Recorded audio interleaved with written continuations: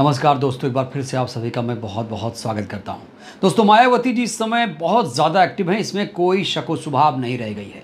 हर एक मुद्दे पर मायावती जी बेबाकी से राय रखती हैं। ना सिर्फ राय रखती हैं बल्कि डबल इंजन सरकार को रास्ता भी दिखा रही हैं। दोस्तों, सुप्रीम कोर्ट का एक बड़ा फैसला बुलडोज़र पर आया है, जहां पर सुप्रीम कोर्ट ने कहा है कि भले ही कोई दोषी हो लेकिन उसके घर को इस तरीके से नहीं गिरा सकते। और इस बीच दोस्तों, मायावती जी ने भी बुलडोज़र को लेकर, मॉब लिंचिंग को लेकर एक बहुत बड़ा बयान दिया है और सरकार के कान भी मरोड़ दिए। कहा कि तुम लोग लोकतंत्र सीखो, तुम लोग लोकतंत्र की परिभाषा पहले सीखो, पहले संविधान को जानो, उसके बाद सरकार चलाओ। और बाबा साहेब का नाम लिया तो खबरदार। दोस्तों, अभी मायावती जी ने क्या कहा मैं आपको बताना चाहता हूं, उसके बाद हम चर्चा की शुरुआत करेंगे।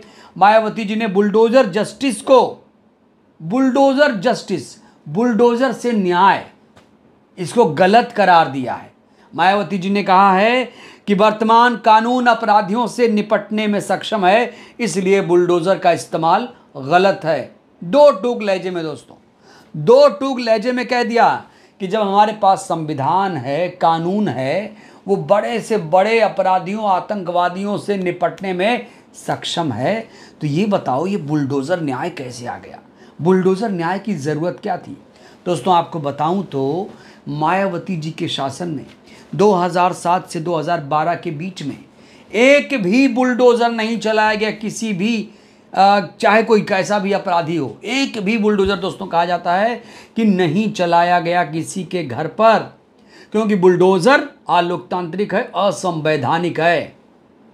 बुलडोज़र की शुरुआत इजराइल ने की थी फिलिस्तीनियों के खिलाफ, और दोस्तों 2017 से इसकी शुरुआत उत्तर प्रदेश में हुई थी, योगी महाराज ने की थी। और योगी महाराज ने इतने बुलडोज़र चलवा दिए कि इनका नाम ही बुलडोज़र बाबा पड़ गया। इनके भक्त और समर्थक कहते हैं बुलडोज़र बाबा की जय, बुलडोज़र बाबा की जय। लेकिन अब बुलडोज़र बाबा को करारा झटका सुप्रीम कोर्ट से लग गया है। सुप्रीम कोर्ट ने करारा तमाचा जड़ दिया है दोस्तों। यूपी सरकार पर, एमपी सरकार पर, जिन जिन राज्यों में बीजेपी की सरकारें हैं दोस्तों, वहां पर एक बुलडोज़र का ट्रेंड शुरू हो गया है। किसी पर कोई आरोप लगे तुरंत बुलडोज़र चढ़ा दो, बुलडोज़र से न्याय करो। भाई, बुलडोज़र से न्याय वाय नहीं होता है, और न्याय देने का काम भैया न्यायालय का है, सरकार का नहीं है। ये जो लोकतंत्र के स्तंभ है ना चारों, सरकार, न्यायपालिका, कार्यपालिका, विधायिका, मीडिया, ये सब अलग अलग हैं। इनकी शक्ति किसी एक में नहीं है कि सरकार की शक्ति सुप्रीम कोर्ट में भी आ जाए, अदालतों की भी शक्ति वो रख ले।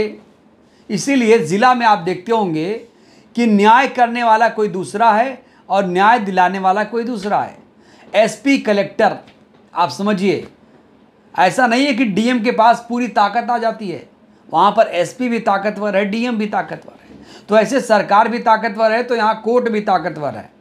लेकिन सरकार के अंदर कोर्ट नहीं आता है। कोई सरकार ये फैसला नहीं कर सकती कि किसके घर पर बुलडोज़र चलेगा, किस पे नहीं चलेगा। दोस्तों, ऐसे तो हमारे देश में लाखों आरोपी हैं, तो क्या लाखों आरोपियों के घरों पर बुलडोज़र चढ़ा देना चाहिए? उनका घर तहस नहस कर देना चाहिए? बुलडोज़र की शुरुआत में आपको बताता हूँ, बुलडोज़र कैसे प्रयोग किया जाता था। दोस्तों, 17 से पहले बुलडोज़र जानते क्या करता था? बुलडोज़र जैसे किसी का छज्जा आगे बढ़ गया, किसी ने कुछ कब्जा कर लिया, तो उस स्थिति में बुलडोज़र चलता था। हाँ भाई, कोई अपराधी है, दबंग है, किसी ने किसी के घर पर आकर कब्जा कर दिया, तो आप बुलडोज़र चलाइए, तब आप चला सकते हैं।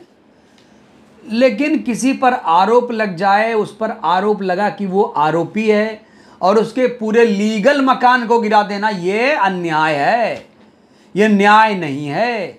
और सुप्रीम कोर्ट ने दोस्तों इस पर कड़ी फटकार लगाई है कि ये नौटंकी अब चलने वाली नहीं है। इस बीच दोस्तों, विस्तार से मायावती जी ने बुलडोज़र के मामले पर लिखा है। क्या लिखा है उसके बाद हम आपको मॉब लिंचिंग के मामले में बताएंगे कि क्या कहा था मायावती जी ने। सबसे पहले बुलडोज़र के मसले पर देखिए मायावती जी ने किस तरीके से बड़ा बयान दिया है। ये देखिए, देश में आपराधिक तत्वों के विरुद्ध कार्रवाई कानून के तहत होनी चाहिए। इनके अपराध की सज़ा उनके परिवार व नज़दीकी लोगों को नहीं मिलनी चाहिए। ये सब हमारी पार्टी की रही सरकार ने कानून द्वारा कानून का राज स्थापित करके दिखाया है। कानून द्वारा कानून का राज, जब कानून है तो कानून का राज स्थापित करिए। और मैं कह रहा हूं 2007 से 2012 तक का शासन शानदार था।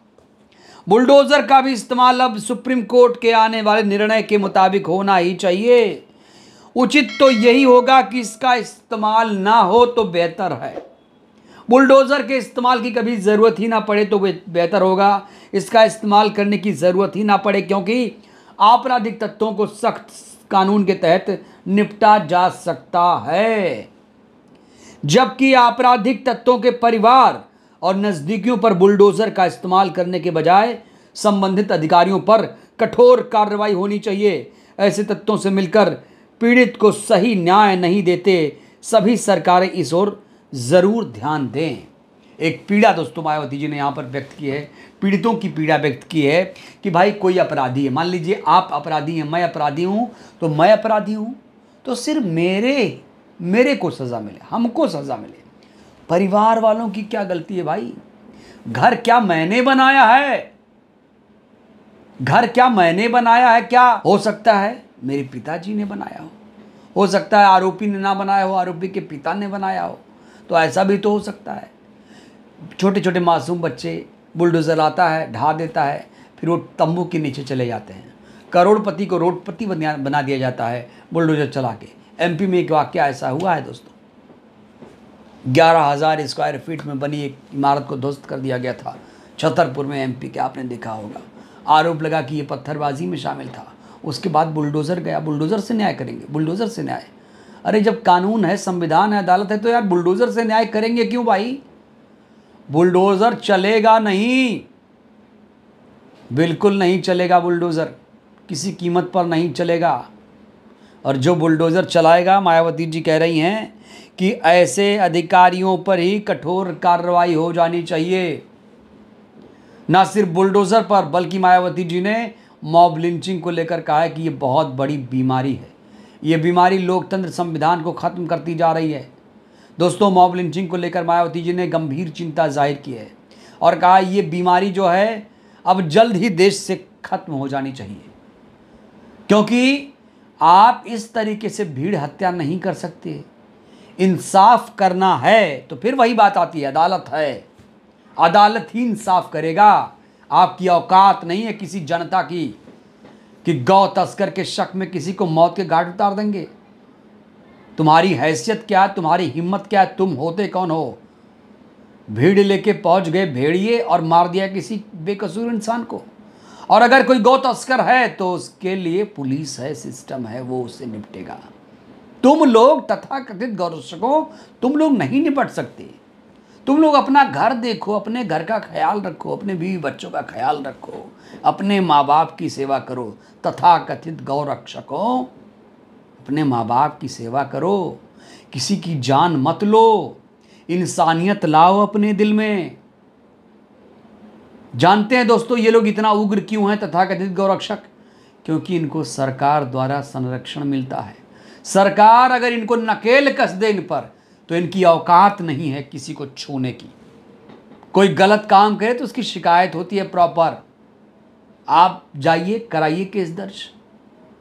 आप आकर किसी को झुंड बना के मार देंगे। आर्यन मिश्रा नाम के युवक को किस तरीके से फरीदाबाद में मारा गया वो आप लोग जानते होंगे, इसलिए कि आर्यन मिश्रा मुसलमान है और उसे मार दिया गया। अब उसके पिता भड़के हुए हैं, कह रहे हैं कि ये सरकार करा रही है, सरकार ने इन लोगों को खुली छूट दे दी है, नहीं तो इन लोगों की औकात हिम्मत नहीं थी कि किसी को गौ तस्कर समझकर मारे। तो दोस्तों बहुत गलत कल्चर है, बुलडोज़र हो या फिर मॉब लिंचिंग हो, दोनों ही संविधान के खिलाफ है। और इसीलिए मायावती जी ने इसको खास तौर से नोटिस में लिया और उनके जो समर्थक हैं इसको लेकर लगातार आग बबूला हैं। मायावती जी खास तौर से अपने समर्थकों को ये आदेश दे रही हैं कि आप लोग संविधान कानून के रक्षक बनो। आप लोग कभी ऐसे लोगों के झांसे में मत आना जो सिर्फ और सिर्फ आप लोगों को आगे करके आप लोगों को तथाकथित गौरक्षक बनाते हैं। तो गौरक्षक बनना नहीं है, आपको देश का रक्षक बनना है। अगर कहीं गलत हो रहा है तो आप शिकायत करिए। आप न्याय नहीं कर सकते। मुझे सड़क पर कुछ गलत दिखा तो मैं जाकर किसी को नहीं मारने लगूंगा, चाहे कितना भी गलत हो, कितना भी गलत हो। एक आम इंसान किसी इंसान की जान नहीं ले सकता। एथिक्स की बात है, मानवता की बात है, इंसानियत की बात है। और जिस इंसान में इंसानियत नहीं, वो इंसान कहलाने लायक नहीं है। बहरहाल दोस्तों, इस वीडियो में इतना ही। मायावती जी ने बुलडोज़र और मॉब लिंचिंग को लेकर जो चिंता जाहिर की है, आपको क्या लगता है, क्या वाकई बुलडोज़र और मॉब लिंचिंग देश से ख़त्म होगी कभी? उम्मीद है आपको। अपनी प्रतिक्रिया आप लोग दीजिएगा ज़रूर। बहुत बहुत धन्यवाद, शुक्रिया।